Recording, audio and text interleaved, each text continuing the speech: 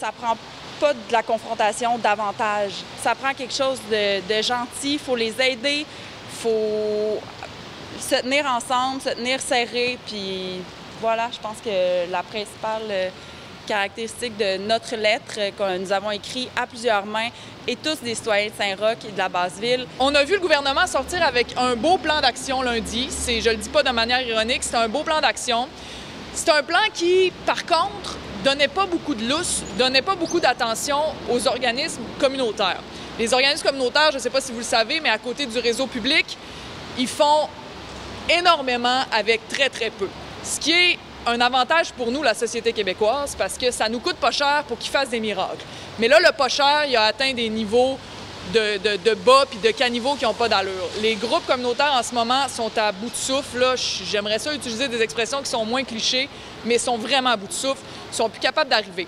On va avoir besoin de plus d'argent. Là, je sais que c'est bien cliché, le QS veut plus d'argent pour le communautaire, mais les problèmes sont réels, sont vécus par les gens. C'est une urgence, comme on a une urgence dans le milieu de la santé, comme on a une urgence dans le milieu de l'éducation. C'est toute la partie de la société québécoise qui prend soin du Québec, des citoyens québécois qui en ce moment est dans le trouble, puis l'action communautaire autonome ne peut pas être oubliée. Non seulement il faut qu'il y ait plus de fonds, mais il faut, oui, que l'enveloppe soit élargie pour inclure les besoins de tous les organismes communautaires autonomes qui font un travail inestimable, mais vraiment inestimable, puis on ne se rend pas assez compte.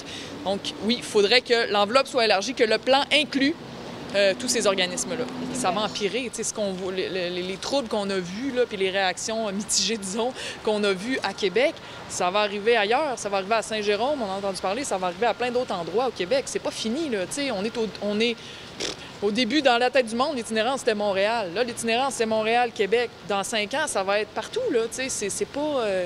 si on s'occupe pas du problème maintenant, parce qu'il y en a beaucoup de monde qui sont, entre guillemets, j'aime pas le mot, mais réchappables. Il y en a beaucoup. Il y en a qui viennent juste de tomber. Là, c'est la pandémie, il y en a qui viennent juste de tomber dans l'itinérance.